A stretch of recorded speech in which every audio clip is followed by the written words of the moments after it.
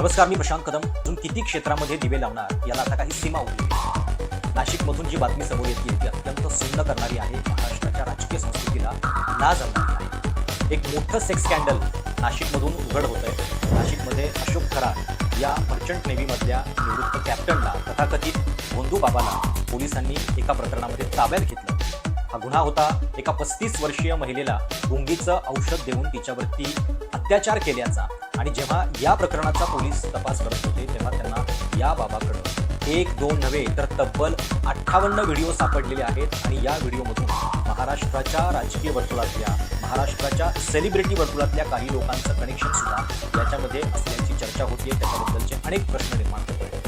आता हा जो तथाकथित बाबा आहे हा नेमका कोण आहे? इतक्या वर्षांपासून तो हे जे काम करत होता त्याला नेमका कोणाचा आशीर्वाद होता? साहजिक आहे की अशा पद्धतीचं कांड जे आहे ते कोणाच्या तरी आशीर्वादाशिवाय चालत नाही.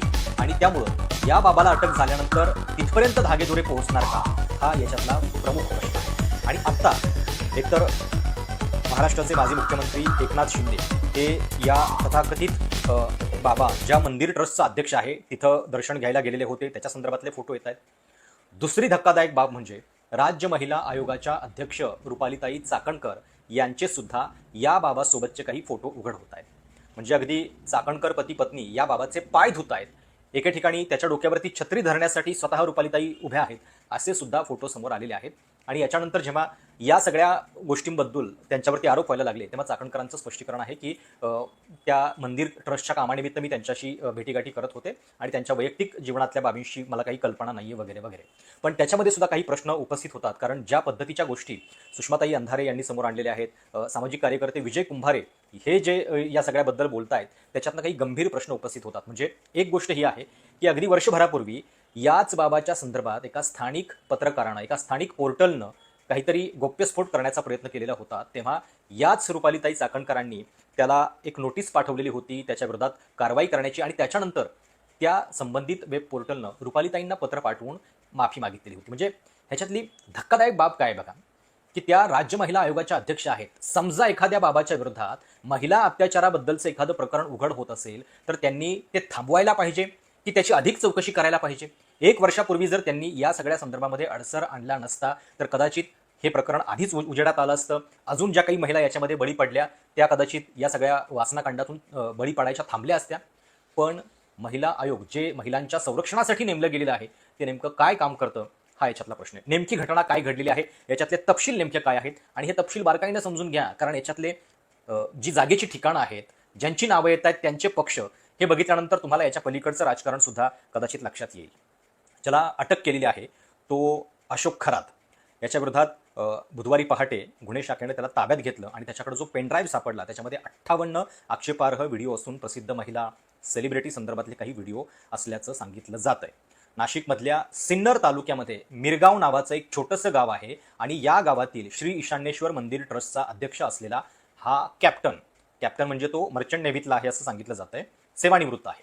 श्री शिवलिका संस्थांची त्यानं स्थापना केली आणि याच मंदिराच्या विश्वस्त पदावरती महिला आयोगाच्या अध्यक्ष रुपाली चाकणकर आहेत. खरात अंकशास्त्र जाणून आहे. नोव्हेंबर 2022 मध्ये तत्कालीन मुख्यमंत्री एकनाथ शिंदे यांनी मिरगावमधल्या या मंदिरामध्ये भेट दिल्यानंतर अशोक खरात अधिक चर्चेत आला असं सुद्धा बातम्यांमध्ये सांगितलं जातंय. कॉस्मॉलॉजी म्हणजे काय, विश्वशास्त्र, त्या विज्ञान शाखेचा सुद्धा यानं अभ्यास केलेला आहे. म्हणजे हा काय काय उद्योग करतोय. म्हणजे हा कॅप्टन आहे पण हा तथाकथित भोंदू बाबा पण आहे, हा तथाकथित मांत्रिक आहे. लोकांना अंकशास्त्राच्या माध्यमातून काही अघोरी उपचार यानं सांगितले, अशा पद्धतीच्या सुद्धा चर्चा याच्यामध्ये होत आहेत. आणि या सगळ्याबद्दल आता एकतर पहिल्यांदा विजय कुंभार यांनी काय ट्विट केलेलं आहे ते असं म्हणतायत, अशोक खरातची अटक हा फक्त एक गुन्हा नाहीये तर एका मोठ्या शोषणाच्या रॅकेटचा पर्दाफाश आहे. स्वतःला कॅप्टन म्हणवणारा आणि राजकीय वर्तुळामध्ये ज्योतिष म्हणून वावरणाऱ्या या व्यक्तीला एका महिलेवर बलात्काराच्या आरोपाखाली पोलिसांनी अटक केली आहे. 58 व्हिडिओ सापडलेत ज्यामध्ये अनेक महिलांचा समावेश असल्याचं सांगितलं जातं. वर्षानुवर्ष त्यानं ज्योतिषाच्या माध्यमातून राजकारणी, सेलिब्रिटी आणि उच्चभ्रू लोकांपर्यंत पोहोच निर्माण केली. बाहेरून विश्वासार्हतेचा आव आणत बंद दाराआड महिलांचं शोषण केलं. सत्तेच्या जवळकीमुळे आंधळा विश्वास निर्माण होतो, त्यामुळे यंत्रणा मूक होऊन अत्याचाराला खतपाणी मिळतं. आता प्रश्न हा नाही की खरात कोण आहे, खरा प्रश्न हा आहे की त्याला संरक्षण कोणी दिलं आणि त्या व्हिडिओमध्ये अजून कोण कोण आहे. विजय कुंभारांनी ट्विट केलेल्या या फोटोमध्ये दोघांचे फोटो आहेत, रुपाली चाकणकर आणि एकनाथ शिंदे. आता साहजिक आहे की याच्यानंतर रुपालीताईंनी स्वतःचं स्पष्टीकरण दिलं. त्यांनी सांगितलं की मंदिर संस्थांच्या कामानिमित्तानं, म्हणजे रुपालीताई चाकणकरांचं स्पष्टीकरण काय ते पण मी तुम्हाला वाचून दाखवतो. शिवनिका संस्थान ट्रस्ट हे महादेव देवस्थानाचं ट्रस्ट असून काही वेळा तिथे सामाजिक कार्यक्रम साजरे होतात. त्यामुळे सामाजिक कामाच्या निमित्तानं आम्ही अनेक जण ट्रस्टच्या कामाशी जोडलो गेलो होतो, ज्यात समाजातील अनेक प्रतिष्ठित व्यक्ती आहेत. कॅप्टन खरात यांच्या वैयक्तिक आयुष्य किंवा त्यांच्यावर झालेल्या आरोपांबाबत मला कल्पना नाही. आता जे आरोप होत आहेत त्याबाबत पोलीस निष्पक्षपणे चौकशी करतील. पोलीस तपासावर माझा पूर्ण विश्वास आहे. पण आता याच संदर्भात एक गंभीर प्रश्न तेव्हा उपस्थित होतो जेव्हा सुषमा अंधारे यांचं हे ट्विट आपण बघतो आणि त्या पोस्टमध्ये सुषमा अंधारे यांनी जे गंभीर प्रश्न उपस्थित केलेले आहेत ते आहेत, रुपालीताई चाकणकर यांनी एका स्थानिक वृत्तपत्राला धमकावलं होतं का? काय म्हणतायत सुषमा अंधारे? सुषमा अंधारे असं म्हणतायत, रुपाली चाकणकर क्रमांक 1च्या खोटारड्या आहेत. कॅप्टन अशोक खरात काय लायकीचा माणूस आहे हे रुपाली चाकणकर यांना चांगलेच माहिती होतं. खरातची दुष्कृत्य बाहेर आणण्याचा प्रयत्न खबरदार पुढारी या एका स्थानिक वृत्तपत्राने केला तेव्हा त्याच्यावर कायदेशीर कारवाई करण्याची धमकी देत त्याच्याकडून चाकणकरबाईंनी माफीनामा घेतला. ज्या चाकणकरबाई मला या प्रकरणाची माहिती नव्हती असं सांगत आहेत, त्या बाई या माफीनाम्याच्या संबंधाने काय बोलणार आहेत? राष्ट्रवादी काँग्रेसचे प्रदेशाध्यक्ष सुनील तटकरे यांना आपल्या पक्षाच्या प्रतिमेची फार काळजी असेल तर तटकरेंनी सांगावं, पीडित महिलांना न्याय देण्याऐवजी महिलांचेच चारित्र्यहनन करण्याचा प्रयत्न करणाऱ्या कधी वैष्णवी हगवणे, कधी तनिषा भिसे तर कधी डॉक्टर संपदा मुंडे यांच्या चारित्र्यावर शिंतोडे उडवण्याचा प्रयत्न सातत्यानं वादग्रस्त ठरलेल्या चाकणकर यांना महिला आयोगावर ठेवण्यात पक्षाची कुठली राजकीय अपरिहार्यता आहे? आता त्यांनी खाली ते एक पत्र पण दिलेलं आहे त्या संबंधित वृत्तसंस्थेनं जो दिलेला माफीनामा होता आणि त्याच्यातनं हे दिसतंय की या संपूर्ण प्रकरणाची माहिती रुपाली चाकणकरांना 1 वर्ष आधीच होती, पण त्याच्या मुळाशी जाण्याऐवजी पीडितांवर आणि पीडितांना न्याय देणाऱ्यांवरच दबाव आणण्यात चाकणकरांनी धन्यता मांडली असं सुषमाताई अंधारेंचं ट्विट आहे. आता सुषमाताई अंधारेंनी अजूनही काही प्रश्न उपस्थित केलेले आहेत. त्यांचं म्हणणं असं आहे की आता आम्हाला शंका नव्हे भीती आहे. पुन्हा एकदा महिला आयोगासारख्या अत्यंत जबाबदार पदाचा दुरुपयोग करत रुपाली चाकणकर यांनी अशा लिंगपिसाट माणसाला मदत केली तर याची जबाबदारी कोण घेणार?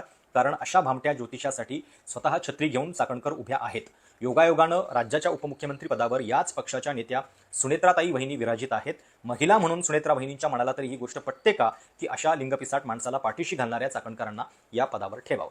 राज्य महिला आयोगाचं अध्यक्षपद चाकणकरांनी सोडावं का हा तर वेगळाच मुद्दा आहे, पण सगळ्यात गंभीर मुद्दा काय आहे की एक बाबा अशा भोंदूगिरीतून, अशा तथाकथित आपण मांत्रिक असल्याच्या गोष्टी भासवून महाराष्ट्रातल्या राजकारण्यांना गळी पाडतो आणि हे जे वासनाकांड आहे ज्याच्यामध्ये इतक्या महिलांचा समावेश असल्याचं सांगितलं जातंय. आता या महिला नेमक्या कोण आहेत, त्याच्यामध्ये कोणाकोणाचा समावेश आहे, सेलिब्रिटी, राजकारणी असं जे बातम्यांमध्ये म्हटलं जातंय त्यांचे कोणाकोणाचेच कनेक्शन समोर येत आहेत. अर्थातच गोष्ट फार मोठ्या लेवलची असली की ती सामान्यांच्यापर्यंत येत नाही. काही लोकांचा बळी दिला जातो आणि तिथं ते प्रकरण दाबलं जातं. इथं सुद्धा तेच होतंय का? अशोक खरात यांच्या नाशिकमधल्या मिरगावमधल्या या मंदिर ट्रस्टच्या बाबतीत जी कारवाई झालेली आहे आणि गृहमंत्री देवेंद्र फडणवीस आहेत त्यांना या सगळ्याबद्दल कसून चौकशी करावी लागेल. एरवी आपण बघतो की गृह मंत्रालय जे आहे ते विरोधकांना धमकावण्यामध्ये, विरोधकांच्या पाठीमागं लागण्यामध्ये जास्त एनर्जी आपलं खर्च करतं, पण त्यांचं जे मूळ काम आहे ते आता इथं ते तडफेनं करतील का हे आपल्याला बघावं लागणार आहे. अतिशय वेदनादायी अशी बातमी आहे आणि महाराष्ट्राच्या राजकारणामध्ये हे घडतं आहे. चाकणकरांनी स्पष्टीकरण दिलेलं आहे. पुढे तपासात नेमक्या काय गोष्टी उघड होत आहेत हे पण आपल्याला बघावं लागेल. पण या प्रकरणाचा सोक्षमोक्ष लागला पाहिजे आणि या सगळ्या प्रकरणामध्ये जे दोषी आहेत, ही जी एप्स्टीन फाईल, आणि एप्स्टीन फाईल्स याला आपण का म्हणतोय कारण तोच पॅटर्न आहे.